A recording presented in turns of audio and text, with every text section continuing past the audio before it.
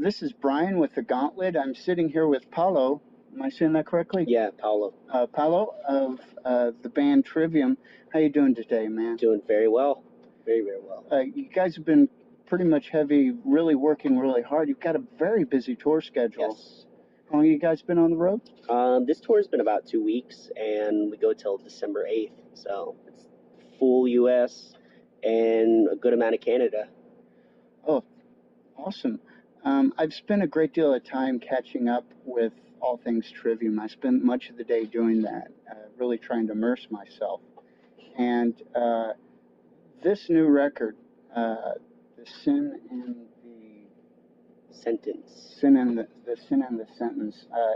As I'm going through listening to the lyrics of it, and the title of the record is kind of a giveaway of that, but it seems like it kind of takes a direction of the how should I say this? It's like the crucible of redemption. Yeah. Thematically, that seems to be the direction that it went. How did you and Matt kind of come up with that, or when did that? I mean, I guess like we were writing it for over about a year and a half before we started actually getting into the rehearsal room and putting all the songs together with the lyrics and everything. But it was sort of like kind of talking about what we wanted the record to be and just talking about, where the band was at and where we felt like where we were doing good stuff, where we could do better, and just kind of figuring out what we wanted this record to be. And, I think it was a natural progression with just like, the world kind of going crazy around us. Some of our own personal, things within the band, personal stuff for people like within the band and stuff, and the drummer situation again at the end of the last cycle. So it was sort of like all of that, I think, kind of went into like the writing and the lyrics, and we kind of just poured it all out when it came time, and it came out very easily. I feel like the first 6 songs we did on the first round of pre-production, it was just like, Alex had only been with us for like 2 weeks, and it felt like the band had been playing together with him for years and years. So I think we were just in a really inspired moment, and it seems to be like, when it's sort of effortless like that, it produces some of the best material. You're not overthinking it. Another thing that really stuck out with me with this record is, the transitions. In a lot of bands in your genre that go from, particularly when Matt's singing has really gotten well ever since, he got through his thing with his voice. I can really hear that. Yeah. And one thing I love about this record is those transitions are so smooth and they make sense. Yeah. And it seems to me, even at a music theory level, it seems like you're not trying to follow any the rules. You guys are just being yourselves, and it makes sense. It's cool. And how each song just kind of grows almost into a crescendo. Yeah. It'll take one theme and it'll just go with it. What's that been like for you guys the last 8 to 10 years, really developing that? I mean, each record is sort of a learning experience. You get to the end of the record and you kind of think about what, you learned from it, what went really right, what you could have done better. But I feel like every time you go into a record, it's like you're taking all of that with you. And with this record, which was sort of like getting back to some of the more aggressive side of our sound, but also taking all that like songwriting, song-focused, melodic approach that we had on the last record, and just taking that as well with us. And it was sort of like merging the two things together. We didn't want the record to feel like we were trying to like capture some sort of nostalgia. We wanted it to feel like very new.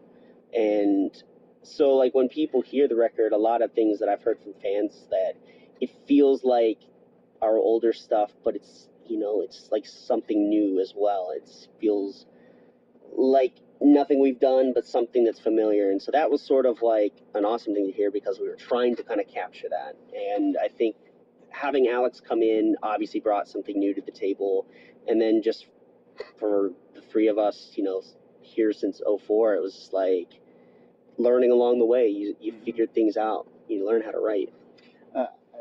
Just as you were talking, a word that kept popping up in my mind, and with respect to that maturity in composition, Mm-hmm. uh, there's salt in there. Mm-hmm. It's really, really salty. Um, a little bit about life on the road. Um, with the intense touring schedule and the demands that are placed on you as an artist, uh, what do you consider your break from it all? What is your mini vacation? On tour? Yeah.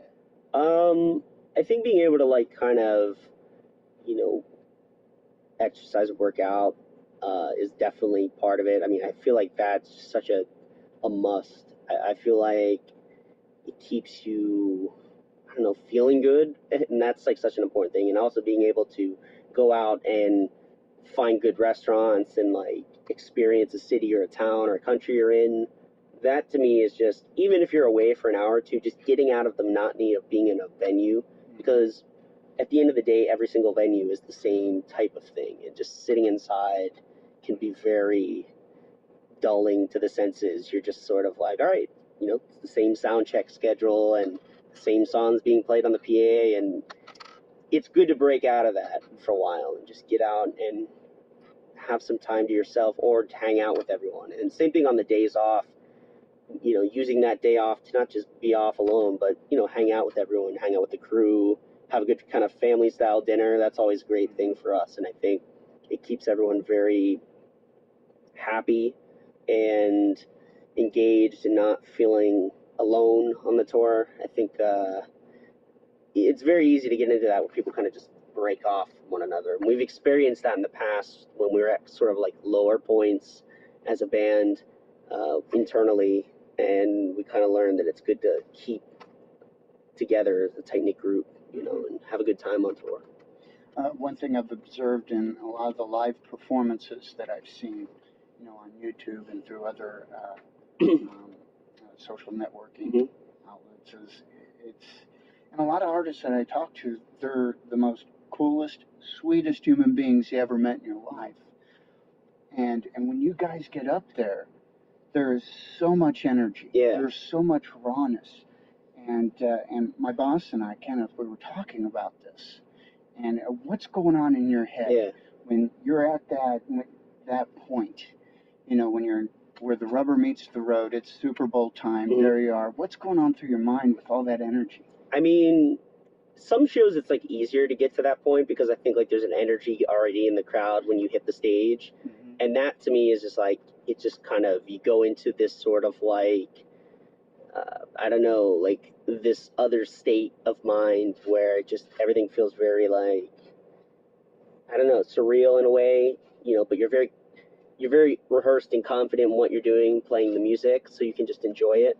But sometimes you have to work for it, and I feel like you have to be able to always turn that on no matter what, even if a crowd is just like stone faced, because not every crowd is going to be moshing and stuff. Like, people enjoy music in different ways, and I've always felt like, sometimes I think you have to remember, it's like people come in, it's like they paid to watch you however they want to watch you, it's like you have to kind of put on your show no matter what. You have to learn that you have to be this incredible entertainer no matter what the circumstances are. And that's really helped us, because when we've done tours that like crowds are just like not receptive right away, like if we're supporting, or if we've done festivals where it's a really new crowd, you just learn to just act like they are the craziest crowd, like Vakken open air style, no matter what. And that helps a lot if you can just kind of channel that.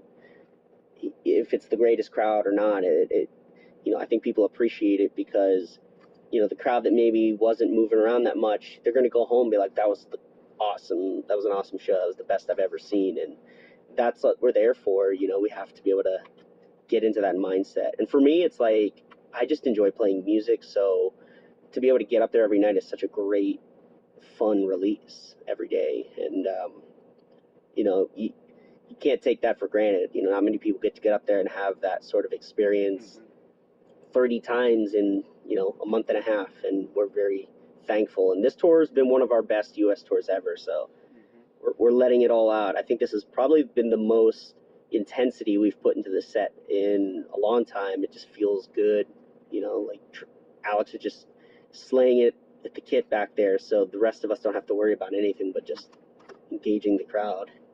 Right on.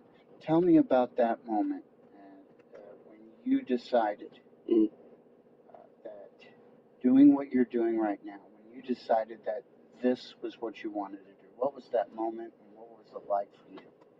I mean, the first tour I did with Trivium definitely, I would say, was the moment I decided, like, I want to make this work.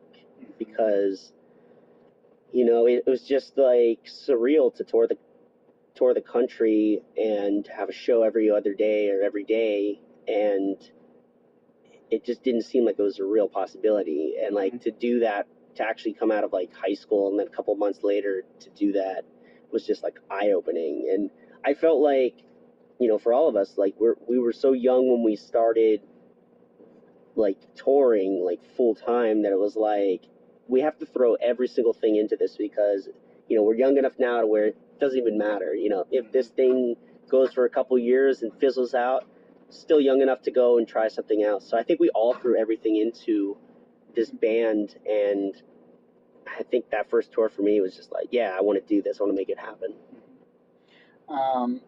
You guys have, as far as your fan base, has just blossomed, particularly in the last 4 to 5 years. How does that feel like for you guys, and where do you guys see yourselves? I mean, what's the next move? What's the next stage for you guys? I mean, I think the reason that it's blossomed is because we decided a couple years ago that, you know, you cannot bet everything on one type of crowd. Like, I would say, you know, maybe 6-7 years ago, you could probably comfortably tour with sort of like what I would consider like the Ozfest Mayhem crowd, which is like, you could do those tours in the summer, then you could go do your own tour and probably pull a good amount of people from like that audience. And then, like, as those festivals start to kind of like change or go away, you start to realize, like, this is like finite. Like, fan bases shift and trends shift, and you have to always figure out how to stay in the middle of everything and stay in people's faces and try to make, not only make your music relevant to like the time period, but like, you know, figuring out who's going to be the audience that likes what you do. So we just kind of went anywhere and everywhere. We did every type of tour we could do. We toured with Dream Theater. We toured with Asking Alexandria, Five Finger Death Punch. We did all the Radio Rock festivals and everything in between. And, you know, I think at first it was kind of like, okay, what are we getting out of any of this stuff? But I think now, you know, doing a tour like this, it's like, all right, seeing the, you know, really the fruits of our labor for the last couple of years, because we've found, like, you know, people that listen to different types of stuff that really get what we like, or get what we do and like what we do, and are willing to come out and see us now. And so that's kind of been the game plan. And it's the same thing now. I mean, every record you come out, everything changes. You have to kind of just keep figuring out new ways to get yourself out there and keep growing the band. That's the goal, at any cost. Well, something that you made me think about is you guys do reach out to a lot of different subgenres of metal, and even pulling in a lot of people that are just hard rock type people. It seems like every single subgenre, if it's metalcore, technical death metal, you know, to more just straightforward, you know, traditional metal. You guys pull them all in, and I really love that about you guys. I've always thought that it takes a very special band to do that. Well, listen, Paulo, thank you so much for spending time with me. Can't wait to see your set. Thank you very much. Appreciate it, man. Thank you for coming out. All right, no problem. Thank you.